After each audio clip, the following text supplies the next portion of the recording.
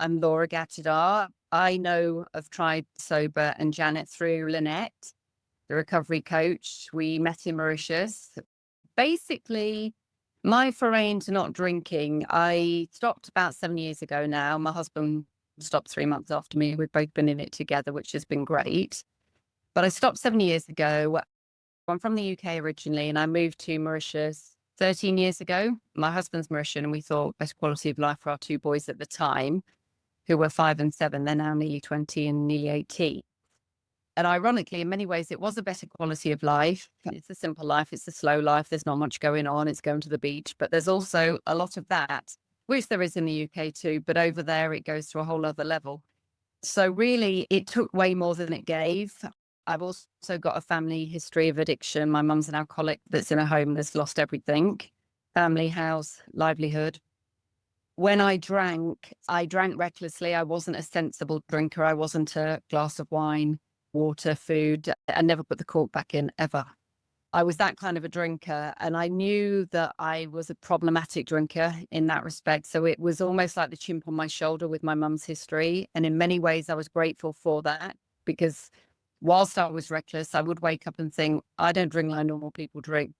And it just got to the point where I definitely wasn't leading my best life. I was in Mauritius. I was wanting to do things like learning to dive, take part in bigger sort of trail runs and things like that. But I just couldn't do it, because I would always drink. Thursday, Friday, Saturday were my go-to. Occasionally it would be a Wednesday as well. And I just wasn't leading my best life. I was feeling groggy. I was extremely irritable. My husband bore the brunt of it a lot of the time. And yeah, I definitely didn't feel like I was being the best mum. And I wanted to show my kids and myself a better way. So I decided, after England were in the final of the Euros, that was the last time I had a drink. And we got loads and loads of people around, and I got very drunk, and I did the whole walking, talking blackout. And basically, I'd had a conversation with somebody, and I'd agreed to go to a yoga class with her. I don't know what the hell I was thinking. I was in no state for yoga, but I'd agreed to go to a yoga class with this girl and my husband the following day. And that day she called me up and said, "Where are you?" I had absolutely recollection that I'd done it. And I just thought, I've had it enough. So I decided to quit for a month. And I had a lot of time on my hands, because obviously when you quit, you've got so much more time. You can go to bed later. After a month, I just felt fantastic. I was sleeping well. Yes, I was dealing with that. What do I do? But I loved the sleep. I really loved how well I slept. And I then read, which probably all your readers have read, Annie Grace's This Naked Mind. And that was it for me. I read that 3 times and said to my husband immediately, I'm not going to drink again. And his jaw just hit the floor. And that was it, really. I took it from there, and I just focused on really creating a new identity around who I wanted to be, which I have successfully done. I knew that I wanted to be healthy. I knew that I wanted to massively ramp up exercise. That's been a huge part of what I now do and how I see myself. And I threw everything into that. I threw absolutely everything into getting better in that sense. And yeah, 7 years later, I couldn't be happier. It's the best decision I've ever made. I feel like I've gone from strength to strength. I've become the mum that I wanted to be, which I was trying my best to do that when I was drinking. I'm not saying I was a bad mum or anything, but I wasn't the example that I wanted my boys to have. My husband and I, our relationship has gone from strength to strength. We do all the growth work, self-help work together, and we enjoy it. That was something that was just totally out of the equation. I think when you drink, you almost can't do that work, because you're not there yourself, are you? So we do all those things that we enjoy. I've done half marathon. I'm training for a half marathon at the moment, and to do it within a very good time for my age. I've done a lot of challenges in Mauritius, big, long hikes. I would never have been able to do these things had I been drinking. Absolutely impossible. But I've found that my leaning towards exercise, which I've always enjoyed, that really is nature's high for me. And I literally do get my buzz from it. So I finished alcohol, went very quickly onto a sugar addiction, because I didn't work out how to eat properly and how to supplement properly and things like that. So I would say it was a 3-year process of stopping alcohol and then getting the diet working. And through getting the diet working, really, that was where I found functional medicine, which is basically a branch of medicine that looks at the root cause of disease. So if you take, for example, irritable bowel syndrome, which is like an umbrella term for lots of things, for IBS, for colitis, for ulcerative colitis, and things like that. I don't want to speak out of turn. Obviously, there's a GP on there, but generally, if you want to go to a doctor, a traditional doctor, certainly where I am, with IBS symptoms, they often don't know, and it will be painkillers or some sort of steroidal suppressant or something like that. They will not look at the root cause of what's going on. And it could be a myriad of things that's caused that. It could be infections. It could be gut dysbiosis, the poor amounts of good and bad bacteria in your gut. It could be allergies. It could be mold. It could be toxins. It could be stress that creates leaky gut. It could be all sorts of things. And functional medicine looks at the root cause of disease, which very much speaks to me. So yes, I got into that. But really what I've noticed when I've done my health coaching is that the elephant in the room is nearly always alcohol. And that's why I felt a bit more drawn back into this community, because I've not yet had a non-drinking client.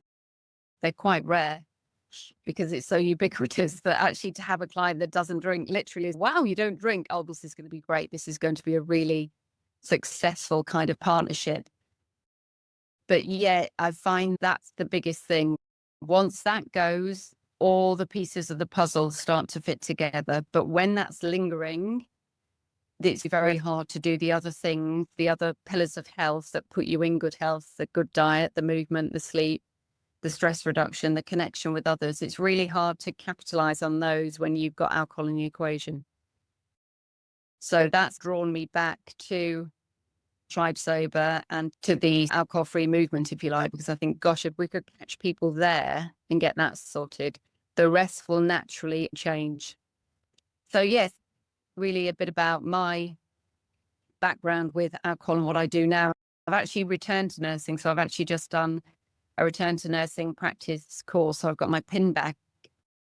In the UK, medicine's very well intentioned. It just doesn't work. The intention's there, the goodwill's there, the hard work is there on behalf of the doctors, the nurses and people like that. But I'm gobsmacked every time I'm in it, how inefficient it is. So I think of functional medicine and not drinking and all of those things, such an amazing collaboration. And when they all work together, it can be phenomenal for your health and mental well-being. So what I'm actually looking at is to take 4 people from the Tried Sober community, 4 willing participants, ideally people who've actually stopped drinking, because that really is where the magic happens. It's only really when you're not drinking that the work can be done, because the elephant in the room's gone and the other things can be looked at. I'm looking for 4 health coaching clients for free, people that have stopped drinking and are committed to not drinking, that want to look at an aspect of health that they would like to change. Obviously, they've changed the alcohol piece, which is a huge piece, but it's also moving on from that, because that period when you stop drinking is amazing and you're on that pink cloud. You're like, yeah, this is great. But then there's that long period where you're like, oh, now what? Because you've conquered what is the biggest thing for most people. And then you're like, what now? This could be the next part of the what now puzzle. So it might be something that you want to look at, whether it's upping your exercise, communicating better, more effectively with your partner. Coaching can cover anything. It could be those kind of things. Something that you really want to look at in your sobriety and address that we could work on. And it would be for a 3-month period. Would meet for 1 session, 1 big hour session to really look at life plans. And then I'd meet with you every other week, with the purpose of that being we come up with some kind of a plan that's instigated by you. You have that 2 weeks to put that plan in action. Let's say it's exercise is a simple one. You sit there and say, stop drinking now. I really want to ramp up my exercise, boost nature's endorphins, feel better, etc. Then we would put a plan in place that you agree with. Then you have 2 weeks to execute that, see how it goes, upsides, downsides. And then when you come back in 2 weeks, we go through what went well, what didn't go well, and all those things. So it just gives us more time for you to crack on with what we've planned, hence the meeting once every couple of weeks.